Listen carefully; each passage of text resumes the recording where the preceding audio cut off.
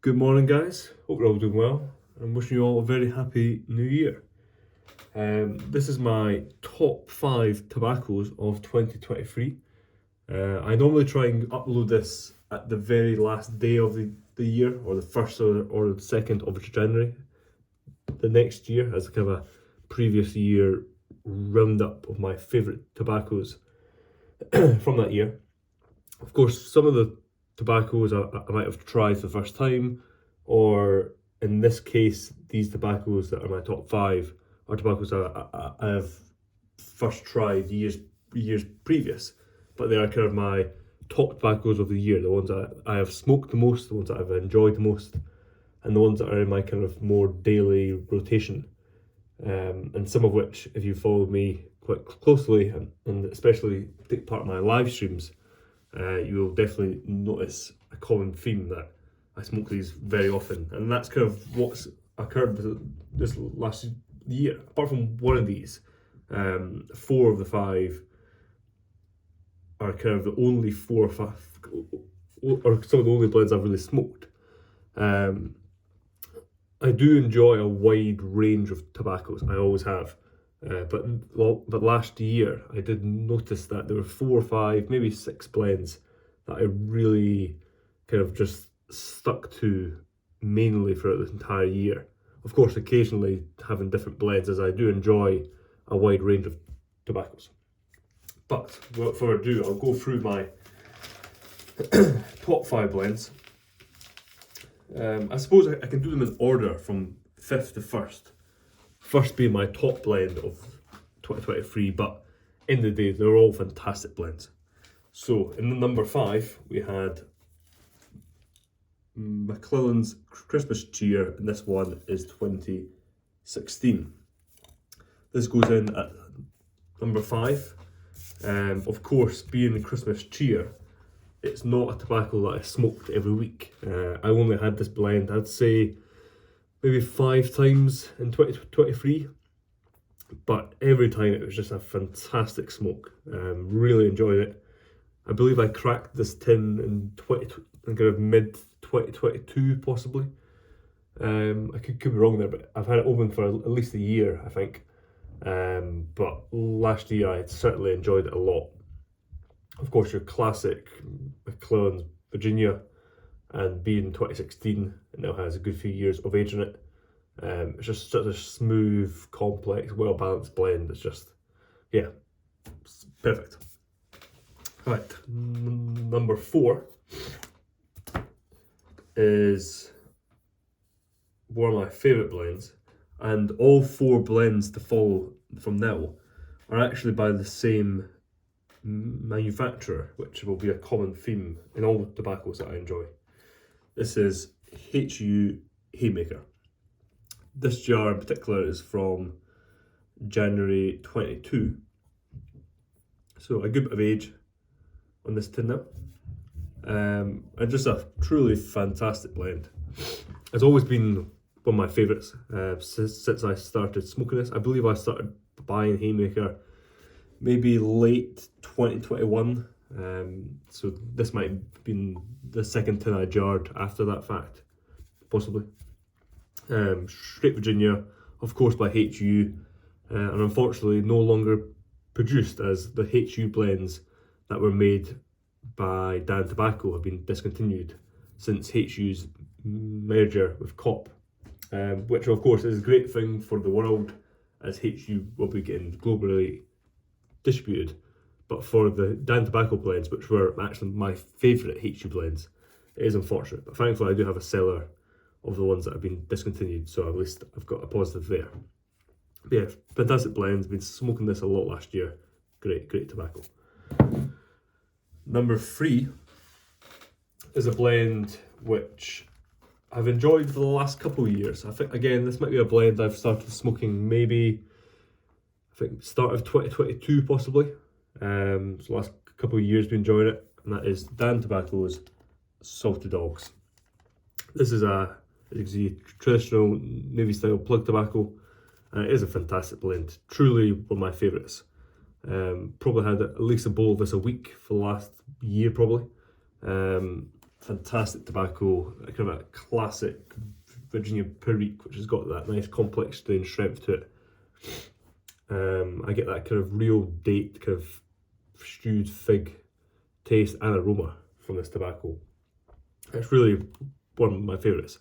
I also enjoy it because it's one of those true kind of last plug tobaccos that are on the market.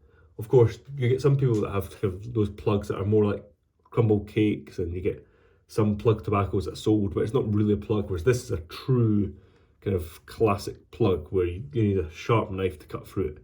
So that's one of the reasons I enjoy this blend, but also it's just a superb tobacco, and of course by Dan Tobacco, the same company that manufactures Haymaker. I will say I'm a little bit blocked up still. I've been pretty unwell the last 4 or 5 days. Coming to the end of it now, thankfully, but still not 100%. That's also why I've been a little bit absent the last couple of days. I haven't posted as much as I would normally. Number 2, which again, if you follow my live streams, will be no surprise, is HU Dotworker. This blend is just kind of really hit the nail on the head for me. Kind of a blend that I didn't think I would originally enjoy too much before I purchased this, because it's a Virginia Burley, but it has just been superb. Kind of, I get so much kind of chocolatey, kind of coffee flavours and aromas from this tobacco. It's just a superb smoke. Again, Dan Tobacco, who I believe is the best manufacturer currently on the market. They make superb blends, of course, for themselves. Salty Dogs being a Dan Tobacco blend, but also from a point of view of they make fantastic tobaccos for other blenders and brands. And HU Dotworker is no exception there. A beautiful flake tobacco, and really one that surprised me. I think I started smoking this maybe late 2022, as it was a Virginia Burley, so I was hesitant to try it. I'm not typically a fan of Burleys. I still am. I'm not. There's quite a few I've tried that I've not got on with, whereas this, there's something they do to the tobacco that molds together so well. It's just, yeah, fantastic tobacco. And last, but certainly not least, this is probably a blend I've talked about most this year. I've been smoking it for maybe 2 or 3 years, but I've been enjoying it in a big way in the last kind of 12 months. And that is Dan Tobacco's St. Bernard Flake. I mean, just a superb blend. I found this tobacco, like I said, maybe 2.5 years ago now, maybe a bit more.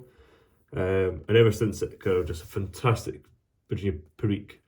Again, of course, made by Dan Tobacco. It's just the quality of leaf that they source and the way they process and blend and manufacture their tobacco is just fantastic. It's a blend which I've enjoyed in every pipe I've tried it in.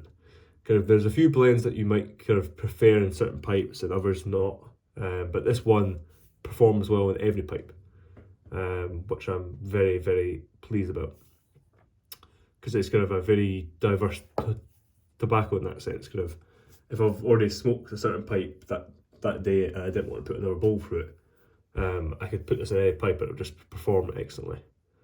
And yeah, it's kind of, it's a tobacco that's not widely known or talked about. Those that have tried it know how kind of fantastic it is and the quality of it. Of course, if you don't like Virginia Periques, you may not be a fan of this. But if you are, then it is a superb blend, and one I'm very happy to have enjoyed last year, and I will certainly enjoy, I imagine, for the entirety of this year. But that being said, that is a roundup of my top 5 tobaccos of 2023. Will this be similar to my 2024 tobaccos? Probably not, because these 2 tobaccos as much as I will still enjoy them, I will be starting to slowly cut down this year on how much I consume of HU, Haymaker, and Dot Marker, and the other HU lines that have been discontinued now. As of course, since they've been discontinued, you can still find their tobaccos on some places, but for the most part, the Dan Tobacco ranges that were made by them have been sold out now. So, as of yesterday, the 1st of January, they were no longer being produced. So that's the end of the run. To where, yes, I do have a cellar of them, thankfully, but not enough for how much I enjoy them and go through them. So, as much as these are two of my favourite tobaccos, I will be slowly transitioning away from them and just having them as more kind of a special occasion smoke. But that being said, I've got a feeling Salty Dogs and St Bernard Flight will probably again be in next year's too, as they're just two superb lines. But yeah, that being said, I hope you guys had a good New Year's Eve and you've had a good start to New Year. Many exciting things to follow this year, especially surrounding Jack Ryan pipes. Lots of new projects, ideas, equipment to follow this year, which I'm excited for. And hopefully some big changes around scheduling, production, and so on and so forth. But yeah, hope you guys take care. Have a great rest of your week. Cheers.